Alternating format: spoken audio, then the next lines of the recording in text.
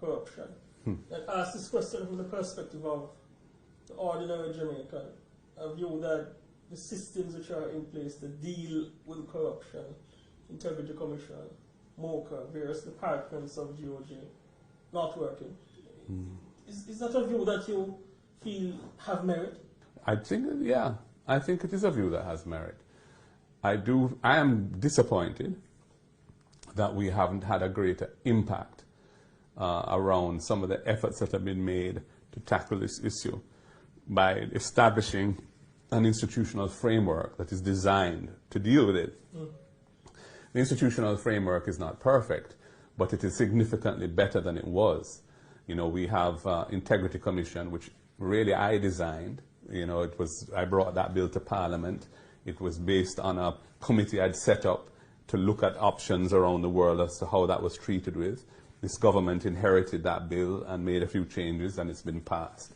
It has prosecutorial powers, investigatory powers. It has a right to share information and to receive information from other law enforcement and tax agencies of government, which wasn't possible before, so that they can properly investigate cases. I just feel that it's taken them a while to establish themselves. I'm not sure that they've had as much support as perhaps they needed to get going quickly. But I think that their better days are ahead of them. They're a very young organization, and it's never easy because they're the result of a merger of 3 different agencies, and that always takes time to resolve itself. So you know, MOCA, which Peter Bunting started when he was Minister of National Security, and which has been adopted by this government, and legislation is in place now, some regulations are in place. MOCA is supposed to be a fully vetted force, meaning that their entire staff have gone through thorough due diligence. I would like to see MOCA getting more results than they've got and been able to. I think there were issues in the past of their relationship with the DPP's office and how effective that relationship was being managed. They now have prosecutorial powers as well. I want to see them working closely with the Integrity Commission, with Revenue Protection, with the FID, Financial Investigations Division, and really let us try and get some.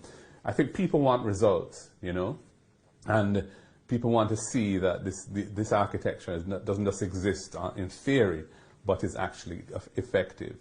You know, we have in our law, for example, there's an offense called illicit enrichment, where if you have assets which is inconsistent with your income, any apparent lawful income, you have an obligation to establish how that has happened and what the sources are. And if you can't, it's a criminal offense. That's hardly been deployed, and that is a major tool. I know they're looking at unexplained wealth orders, which is another concept out of the UK.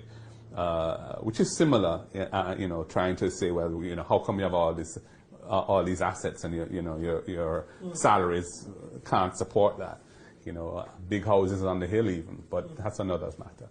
So, these are important tools. Which the unexplained wealth order is one of the things that CMOC, is looking to see implemented.